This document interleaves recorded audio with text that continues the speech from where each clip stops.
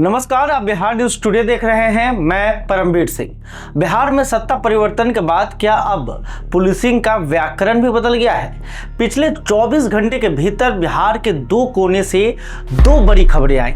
पहले भागलपुर के सुल्तानगंज में सरकारी दफ्तर के अंदर दुस्साहस और फिर सिवान में एक मामूली विवाद में सड़क पर कत्ल। इन दोनों घटनाओं के बाद पुलिस ने जो रिएक्शन दिया उसने पूरे सूबे में चर्चा छेड़ दी है।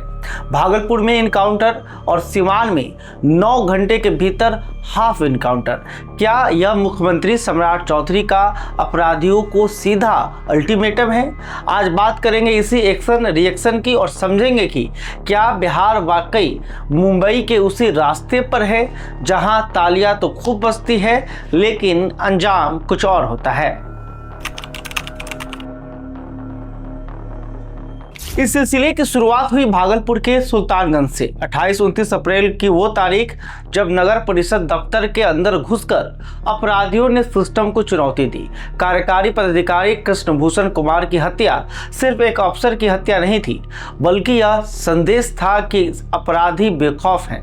लेकिन इस बार पुलिस की जवाबी कार्रवाई भी उतनी ही बेखौफ रही। मुख्य आरोपी रामधनी यादव को पुलिस ने घेरा और मुठभेड़ में उसे ढेर कर दिया।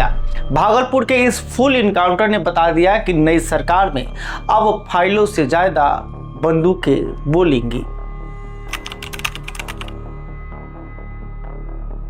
भागलपुर की घटना के कुछ ही घंटों के बाद 29 अप्रैल की शाम सिवान के लक्ष्मीपुर आंध्र ढाला ओवरब्रिज पर एक और वारदात हुई। भाजपा नेता के भांजे हर्ष सिंह की सरेराह हत्या कर दी गई। भागलपुर की तपिश अभी कम भी नहीं हुई थी कि सिवान के इस कांड ने सरकार पर दबाव दोगुना कर दिया। नतीजा पुलिस ने इंतजार नहीं किया। हत्या के महज 9 घंटे के भीतर तड़के सुबह 3 बजे मुख्य आरोपी छोटू यादव को पुलिस ने घेरा और उसके दोनों पैरों में गोलियां दाग दी। इसे आप सहयोग कहें या पुलिस की बदली हुई रणनीति, लेकिन भागलपुर से सिवान तक की इन कड़ियों ने ऑपरेशन लंगड़ा की वापसी की पुष्टि कर दी है। जब सम्राट चौधरी गृह मंत्री बने थे तभी उन्होंने साफ कर दिया था कि अपराधियों के पास दो ही रास्ते हैं, एक बिहार छोड़ दो या दूसरा अपराध छोड़ दो। 15 अप्रैल को मुख्यमंत्री की कुर्सी संभालते ही उन्होंने अपनी इस लाइन को और गाढ़ा कर दिया है। इसे भले ही जनता योगी मॉडल कह रही हो, लेकिन राजनीति के गलियारों में इसे सम्राट मॉडल के तौर पर स्थापित करने की कोशिश हो रही है। गोली का जवाब गोली से, यही इस नई सरकार का सिग्नेचर स्टाइल बनता जा रहा है।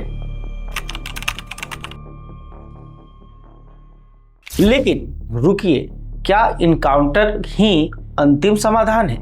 हमें फ्लैशबैक में जाना होगा 90 के दशक की मुंबई में, तभी इसका आपको जवाब मिलेगा, जहां विजय सालासकर, प्रदीप शर्मा और दया नायक जैसे इनकाउंटर स्पेशलिस्ट पैदा हुए।